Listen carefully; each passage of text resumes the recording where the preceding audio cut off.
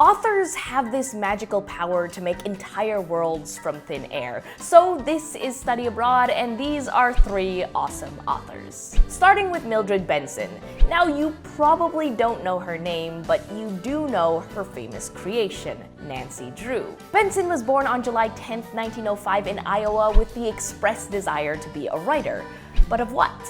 Well, she started off at a newspaper and was the first woman to earn her master's in journalism at the University of Iowa. But whether it was because she still wanted to write more or a newspaper writer's salary was lacking, Benson answered an employment ad for the Stratemeyer Syndicate, which is the coolest name of all time. The Syndicate was founded by Edward Stratemeyer, and they produce new books faster than Netflix is pumping out original series right now. The Syndicate produced The Hardy Boys, The Bobbsey Twins, and Tom Swift. But the workload for each series was too much for any one author, so the Syndicate got ghostwriters to publish under a single name. The pay was good at $125 per book plus Christmas bonuses. The only catch was that the authors had to sign away any rights to royalties and to the character. Now, Benson was first brought in to write a novel in the Ruth Fielding series under the name Alice B. Emerson, but soon enough she was offered to work on a totally new series, Nancy Drew, under the name Caroline Keene.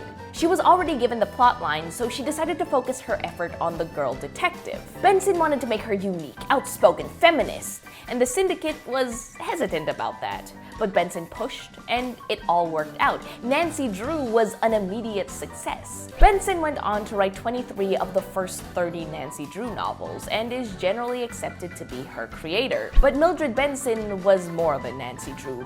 Way more. She got her pilot's license, traveled to Central America to explore the jungles, canoed down rivers, and witnessed archaeological excavations, and she kept working as a reporter until the year she died. Although, she did have this bad habit of falling asleep at her desk, which, honestly, same.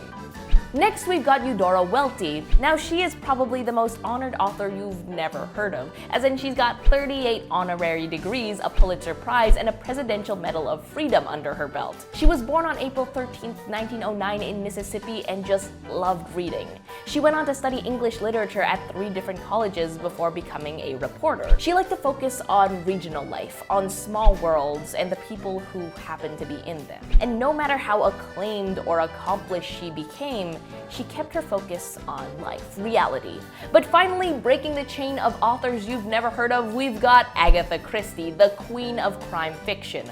Born into a well-off family on September 15, 1890, Christie was like the last 2, a rabid reader. And even though she studied music, she never lost her love of writing. And in 1920, she published her first book, The Mysterious Affair at Styles, introducing the mustachioed Belgian Hercule Poirot to the world. But Christie's relationship with mysteries was not limited to her work. In 1926, fresh off the success of her new book, The Murder of Roger Ackroyd, her mother died and she discovered that her husband was cheating on her. I know, rough year.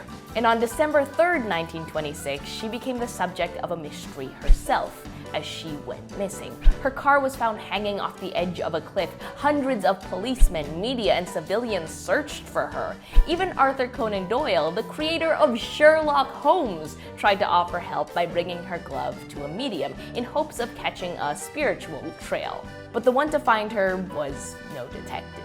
It was a banjo player at the Harrogate Hotel, spotting Christie, who had checked in under the name Teresa Neal, the name of her husband's mistress. All in all, 1926 was a rough year for Christie, but she bounced back in love in 1930, marrying an archaeology professor and releasing Murder at the Vicarage, introducing her second famous detective, Miss Marple. But she didn't just write some of the most successful mystery novels of all time. She also dabbled in romance and plays under various pseudonyms. And with her approximately 73 books, Agatha Christie is one of the best-selling authors of all time. And I'm not saying like, she's like an old school JK Rowling. JK Rowling's sales may be in the millions, but Agatha Christie's are in the billions. The only author to really rival her is William Shakespeare. I just really love Agatha Christie. Thank you for watching Study Abroad. I hope you enjoyed, and if you did, consider liking this video and subscribing to Snarled for more awesome stuff. But till next time.